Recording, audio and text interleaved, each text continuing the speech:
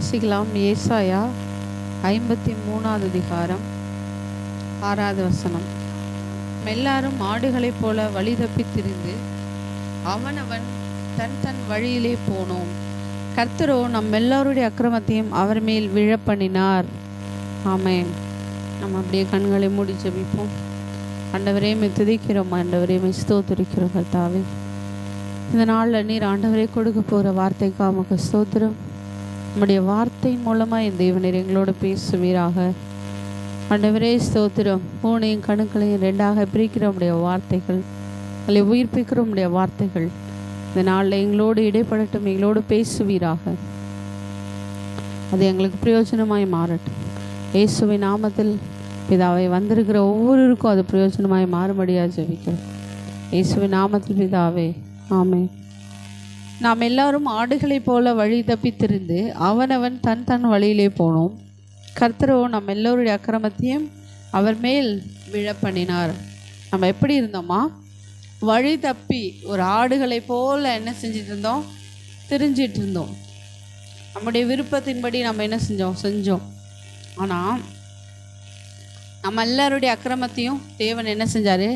கர்த்தரோ நம்ம எல்லோருடைய அக்கிரமத்தையும் அவர் மேல் விழப்பண்ணினார். யார் மேலே? இயேசு மேலே விழப்பண்ணினார். 4வது வசனம் பாருங்க. மெய்யாகவே அவர் நம்முடைய பாடுகளை ஏற்றுக்கொண்டு நம்முடைய துக்கங்களை சுமந்தார். அவர் நம்முடைய பாடுகளை ஏற்றுக்கொண்டு நம்முடைய துக்கங்களை சுமந்தார். நாமோ அவர் தேவனால் அடிபட்டு வாதிக்கப்பட்டு சிறுமைப்பட்டவர் என்று எண்ணினோம். அவர் நமக்காக தான் என்ன செஞ்சார்? பாடுபட்டார். அவர் நமக்காக தான் நம்முடைய பாடுகளை அவர் என்ன செஞ்சார்? ஏற்றுக்கொண்டார். வழி தப்பி திரிந்த நம்ம எல்லாருடைய பாவத்தையும் அவரை ஏற்றுக்கொண்டார். நம்முடைய துக்கங்களை சுமந்தார். நாம் தேவனால், ஆனால் நம்ம நினைக்கிறோம், நாம் என்ன நினைக்கிறோம்?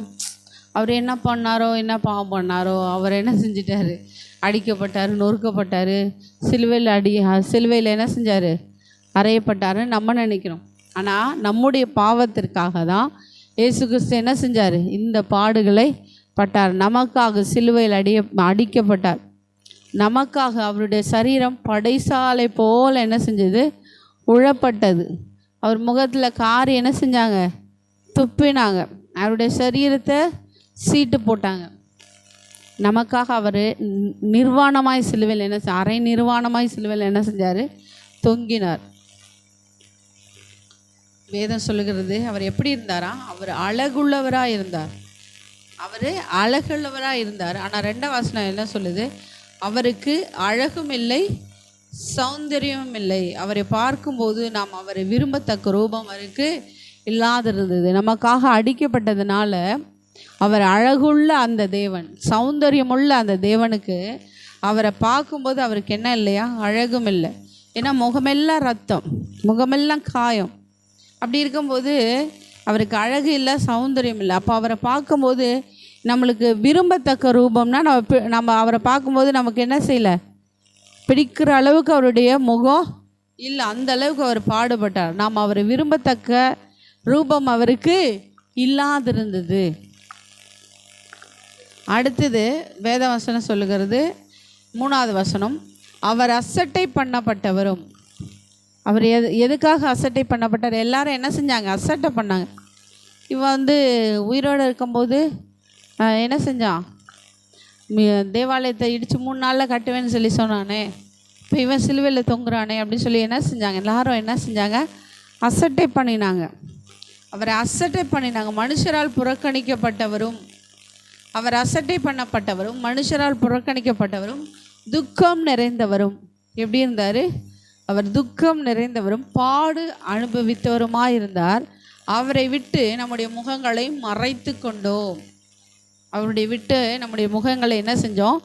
மறைத்து கொண்டோம். அவர் அசட்டை பண்ணப்பட்டிருந்தார், அவரை எண்ணாமற் போனோம். இதெல்லாம் எதுக்காக? நமக்காக அவர் இந்த பாடுகளை பட்டார். அவர் அசட்டை பண்ணப்பட்டார், புறக்கணிக்கப்பட்டார், துக்கம் நிறைந்தவராக இருந்தார், பாடு அனுபவிச்சார். ஆனால் நம்ம என்ன செஞ்சோம்? நம்முடைய முகங்களை மறைத்து கொண்டோம். நம்முடைய முகங்களை என்ன செஞ்சோம்? மறைத்து கொண்டோம். நம்முடைய முகத்தை மறைச்சதுனால அவர் என்ன செய்யலை? வேதனைப்படலை. நம்முடைய முகத்தை என்ன செஞ்சிட்ட? நம்முடைய முகத்தை மறைச்சதுனால அவர் என்ன செய்யலை? வேதனைப்படலை. அவர் ஏற்கனவே துக்கம். இந்த பாடுகளை தாங்க என்ன செய்யணுங்க? எனக்கு அவர் மனுஷனாக தானே வந்தார்.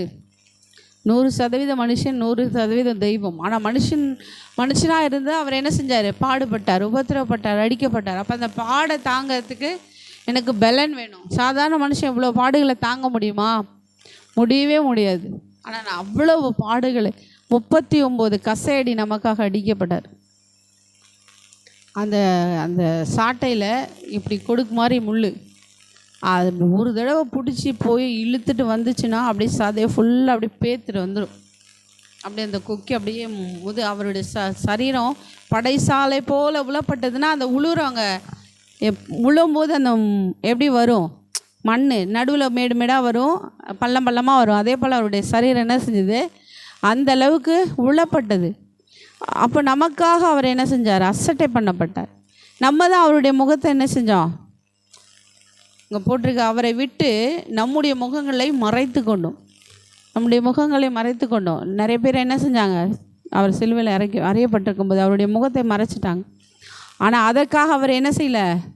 துக்கப்படலை. அவர் எதுக்காக துக்கப்பட்டார்னா, பிதா அவர் எல்லாருடைய பாவத்தையும் சுமக்கும் போது பிதாவின் முகம் அவருக்கு என்ன செஞ்சது? மறைக்கப்பட்டது. அதுக்காக தான் அவர் என்ன செஞ்சார்? அதற்காக தான் அவர் வேதனைப்பட்டார். ஏன்னா பிதாவின் முகம் மறைக்கப்பட்டதுன்னு தான் அவரால் என்ன செய்ய முடியல? தாங்கிக் கொள்ள முடியல.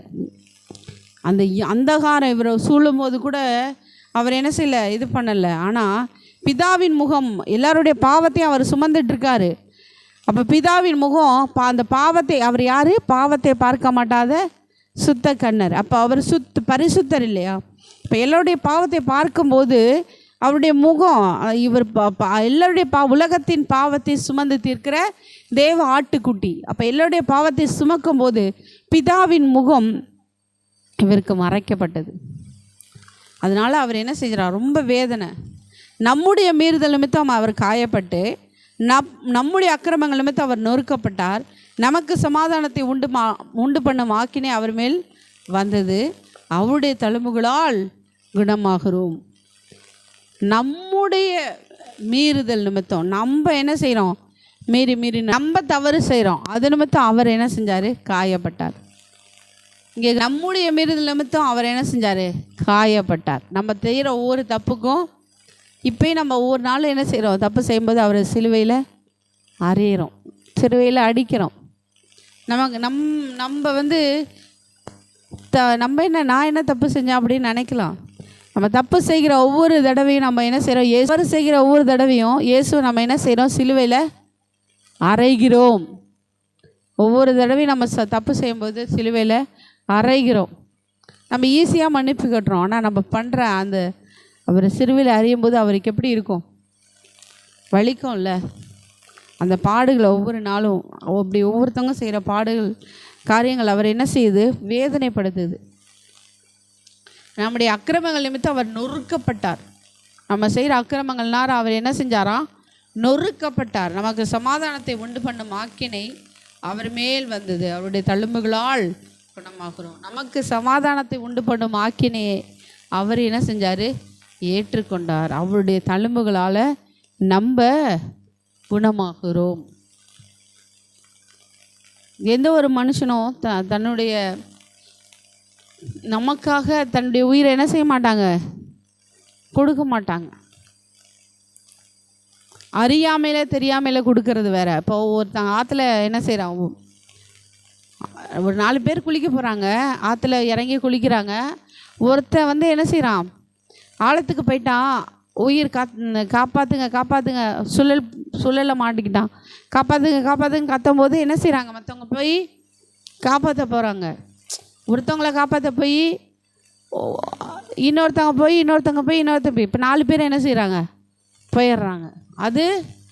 அது வேற, புரியுதா? ஆனால் இவர் அது தெரியாமல் போகிறது, தெரியாமல் அறியாமல் என்ன செய்கிறாங்க? ஒருத்தவங்களை காப்பாற்றணும்னு சொல்லிட்டு போயிட்டு 4 பேர் செத்து போயிடறாங்க. இது தெரிஞ்ச இவர் அனுப்பப்பட்ட நோக்கமே எதுக்கு?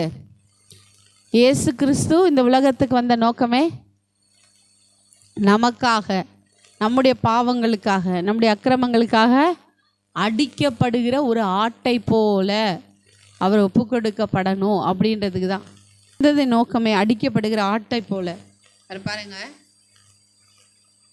7வது வசனம், அவர் நெருக்கப்பட்டும் ஒடுக்கப்பட்டும் இருந்தார், ஆனாலும் தம்முடைய வாயை அவர் திறக்கவில்லை. அடிக்கப்படும்படி கொண்டு போகப்படுகிற ஒரு ஆட்டுக்குட்டியை போலவும், தன்னை மயிர் கத்திரிக்கிறவனுக்கு முன்பாக சத்தமிடாதிருக்கிற ஆட்டை போலவும் அவர் தம்முடைய வாயை திறவாதிருந்தார். ஒரு ஆட்டை அடிக்கிறதுக்கு எப்படி கூட்டிகிட்டு போவாங்களோ அதே போல் என்ன செய்கிறாங்க, கூட்டிகிட்டு போகிறாங்க. அதனால அவர் என்ன செய்யலை, வாயை திறக்கலை. முடி வெட்டுறவங்களுக்கு முன்னாடி அந்த ஆடு வலிக்கும்ல, அப்போ அந்த ஆடு கத்தும். ஆனால் இவர் என்ன செய்யலை, சத்தம் போடவே இல்லை. அப்படி தம்முடைய வாயை திறவாதிருந்தார். இடுக்கண்களிலும் நியாய தீர்ப்பிலும் இருந்து அவர் எடுக்கப்பட்டார். அவருடைய அம்சத்தை யாரால் சொல்லி முடியும்? ஜீவனுடைய தேசத்திலிருந்து அறுப்புண்டு போனார். என் ஜனத்தின் மீறுதல் நிமித்தம் அவர் வாதிக்கப்பட்டார். அப்போது நம்ம நிமித்தம் அவர் என்ன செஞ்சாராம், வாதிக்கப்பட்டார். துன்மார்க்கரோடு அவருடைய பிரேதக்குழியை நியமித்தார்கள். ஆனாலும் அவர் மரித்தபோது ஐஸ்வர்யவானோடு இருந்தார். அவர் கொடுமை செய்யவில்லை, அவர் வாயில் வஞ்சனை இருந்ததுமில்லை. கர்த்தரோ அவரை நொறுக்க சித்தமாகி, கர்த்தர் எதுக்கு, அவரை நொறுக்கிறதுக்கு சித்தமாகி அவரை பாடுகளுக்குட்படுத்தினார். அவருடைய ஆத்துமா தன்னை குற்ற நிவாரண பலியாக ஒப்பு கொடுக்கும் போது அவர் தமது சந்ததியை கண்டு நீடித்த நாளாய் இருப்பார். எதுக்கு ஒப்புகிறார்? குற்ற நிவாரண பலியாக. குற்ற நிவாரண பலியாக இயேசு தன்னை பலியாக ஒப்பு கொடுத்தார். குற்ற நிவாரண பலி, தப்பு செய்தறதுக்குரிய ஒரு பலி. ஒருத்தவங்க தப்பு செஞ்சிட்டாங்கன்னா அந்த காலத்தில் ஆட்டை என்ன செய்வாங்க, பலி கொடுப்பாங்க. அதுக்கு பேர் குற்ற நிவாரண பலி.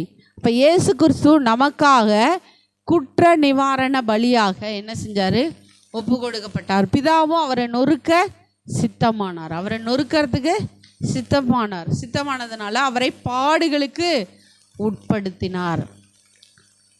அவருடைய ஆத்துமா தன்னை குற்ற நிவாரண பலியாக ஒப்பு கொடுக்கும் போது அவர் தமது சந்ததியை கண்டு, அப்போ அவருடைய சந்ததி யாரு, நம்ம தான். அவருடைய சந்ததியை கண்டு நீடித்த நாளாய் இருப்பார். கர்த்தருக்கு சித்தமானது அவர் கையினால் வாய்க்கும். அவருடைய சந்ததியாக நம்ம கண்டு நீடித்த நாளாக என்ன செஞ்சார், நிலைத்திருக்கிறார். அவர் தமது ஆத்தும வருத்தத்தின் பலனை கண்டு திருப்தியாவார். என் தாசனாகிய நீதிபரர் தம்மை பற்றும் அறிவினால் அநேகரை நீதிமான்கள் ஆக்குவார். அவருடைய அக்கிரமங்களை தாமே சுமந்து கொள்ளுவார். அவர் தம்முடைய ஆத்துமாவை மரணத்தில் ஊற்றி அக்கிரமக்காரில் ஒருவராக எண்ணப்பட்டு, அவர் அக்கிரமம் செஞ்சாரா, அவர் பாவம் செஞ்சாரா, அவர் பாவம் செஞ்சாரா, அவர் அக்கிரமம் செஞ்சாரா? அக்கிரமம் செய்யலை, அவர் பாவம் செய்யலை. ஆனால் அவர் எப்படி எண்ணப்பட்டாரா, அக்கிரமக்காரரில் ஒருவராக எண்ணப்பட்டு அநேகருடைய பாவத்தை தாமே சுமந்து, அநேகருடைய பாவத்தை என்ன செஞ்சார், அவர் அக்கிரமக்காரராக எண்ணப்பட்டு அநேகருடைய பாவத்தை அவரே சுமந்து அக்கிரமக்காரருக்காக வேண்டிக் கொண்டது நிமித்தம், அக்கிரமக்காரருக்காக என்ன செஞ்சார், வேண்டிக் கொண்டார். இவர் அடித்தாங்க, இவர் என்ன செஞ்சாங்க, அடித்தாங்க, நொறுக்குனாங்க, சிலுவையில் அரைஞ்சாங்க. அப்போ அவர் என்ன சொன்னார், பிதாவே இவர்களுக்கு மன்னியும், தாங்கள் செய்கிறது இன்னதென்று அறியாதிருக்கிறார்களே. அப்பா மன்னிப்பு கேட்டார். அக்கிரமக்காரருக்காக இவர் என்ன செஞ்சார், வேண்டிக் கொண்டார். அநேகரை அவருக்கு பங்காக கொடுப்பேன் வேண்டிக் கொண்டது நிமித்தம். அப்படி அவர் அக்கிரமக்காரருக்காக வேண்டிக் கொண்டது நிமித்தம் அநேகரை அவருக்கு பங்காக கொடுப்பேன். அப்படி அவர் வேண்டிக் கொண்டதுனால தான் இன்னைக்கு அவருடைய பங்காக நாம் நிற்கிறோம். ஹல்லேலூயா, ஹல்லேலூயா. அநேகரை அவருக்கு பங்காக கொடுப்பேன். ஹல்லேலூயா. அவருடைய பங்காளியாய் அவருக்கு நல்ல பங்கை, மரியாள் தன்னை விட்டு எடுபடாத நல்ல பங்கை தெரிந்து கொள்ள. அப்போ அவருடைய பங்காக தேவன் நம்மளை நியமித்து வைத்திருக்கிறார். அக்கிரமக்காரருக்காக அவர் வேண்டிக் கொண்டது நிமித்தம், அக்கிரமக்காரராகிய நமக்காக வேண்டிக் கொண்டது நிமித்தம் இன்னைக்கு ஒரு பங்காய், இயேசுவுக்கு ஒரு பங்காய் நம்ம என்ன செஞ்சிட்ருக்கோம், இருக்கிறோம். பங்காக கொடுப்பேன் அப்படின்னு சொன்ன அந்த வாக்கு தத்தம் என்ன செஞ்சிட்ருக்கு, நிறைவேறி கொண்டிருக்கிறது. ஹல்லேலூயா. பலவான்களை அவர் தமக்கு கொள்ளையாக பங்கிட்டு கொள்ளுவார். அப்போ பலவான்களை அவர் தமக்கு பங்காக என்ன செய்வாரா? தமக்கு கொள்ளையாக பங்கிட்டு கொள்ளுவார். யாரெல்லாம் பலவான்களாக இருக்காங்களோ அவர்களை தமக்கு பங்காக தமக்கு கொள்ளையாக பங்கிட்டு கொள்ளுவார். பலவான்களை அவர் தமக்கு கொள்ளையாக பங்கிட்டு கொள்ளுவார். ஹல்லேலூயா, ஹல்லேலூயா, ஹல்லேலூயா. எவ்வளோ பெரிய பாக்கியம். அவர் அடிக்கப்பட்டது நிமித்தம் அவர் நம்ம என்ன செஞ்சார்? பங்கா தெரிந்து கொண்டார். நமக்காக அக்கிரமக்காரில் ஒருவராக என்ன செஞ்சார்? அவர் அக்கிரமக்காரில் ஒருவராக எண்ணப்பட்டார். நமக்காக குற்ற நிவாரண பலியாக துன்மார்க்கரோடு அவருடைய பிரேத குழி என்ன செஞ்சாங்களா? நியமித்தார்கள். ஆனாலும் அவர் மரித்த போது ஐஸ்வர்யவானோடு இருந்தார். எங்கே இருந்தார்? ஐஸ்வர்யவானோடு இருந்தார். அவர் கொடுமை செய்யலை. அவர் வாயில் வஞ்சனை இருந்ததே இல்லை. ஹல்லேலூயா, ஹல்லேலூயா, ஹல்லேலூயா. தியானிக்கிற இந்த நாட்களில் நம்ம ஒவ்வொரு இந்த மாதங்களில் மட்டும்தான் தியானிக்கணும் அப்படின்லாம் கிடையவே கிடையாது. ஒவ்வொரு நாளும் அவருடைய சிலுவை பாடுகளை நாம் என்ன செய்யணும்? தியானிக்கணும். நமக்காக அடிக்கப்பட்டு நொறுக்கப்பட்ட நமக்காக கல்வாரி சிலுவையில் பாடுகளை சுமந்த அவருடைய அந்த பாடுகளை ஒவ்வொரு நாளும் நம்ம தியானிக்கணும்னு தேவன் என்ன செய்கிறாரு? விரும்புகிறார். ஹல்லேலூயா, ஹல்லேலூயா, ஹல்லேலூயா. அவன் விரும்பத்தக்க ரூபம் அவருக்கு இல்லாது இருந்தது. ஏன்னா நம்ம மற்றவர்களால் விரும்பப்பட வேண்டும் என்பதற்காக. நம்ம வழி தப்பி ஆடுகளை போல திரிந்த நம்மை அவர் ஒரு ஆட்டுக்குட்டியை போல தன்னை ஒப்பு கொடுத்தார். அடிக்கப்படுகிற ஆட்டுக்குட்டியை போல ஒப்பு கொடுத்தார். ஹல்லேலூயா, ஹல்லேலூயா, ஹல்லேலூயா. கர்த்தருக்கு சித்தமானது அவர் கையினால் வாய்க்கும். ஹல்லேலூயா, ஹல்லேலூயா.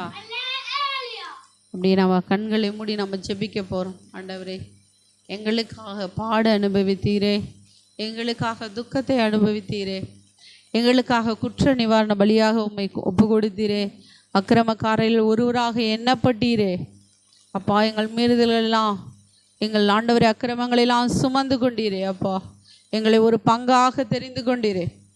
அநேகருக்கு ஆண்டவரே அக்கிரமக்காரருக்காக வேண்டிக் கொண்டது நிமித்தம் அநேகரை அவருக்கு பங்காக கொடுப்பேன்னு சொன்ன அந்த வார்த்தையின்படி ஆண்டவரே, பலவான்களை அவர் தமக்கு கொள்ளையாக பங்கிட்டு கொள்ளுவார்னு சொன்ன வார்த்தையின்படி அப்பா ஸ்தோத்திரம். இந்த காரியங்கள், இந்த தீர்க்க தரிசன வார்த்தைகள் இந்த நாளில் நிறைவேறி கொண்டிருக்கிறதே, அதற்காக உமக்கு நாங்கள் நன்றி செலுத்துகிறோம், நன்றி செலுத்துகிறோம் அப்பா, நன்றி செலுத்துகிறோம்.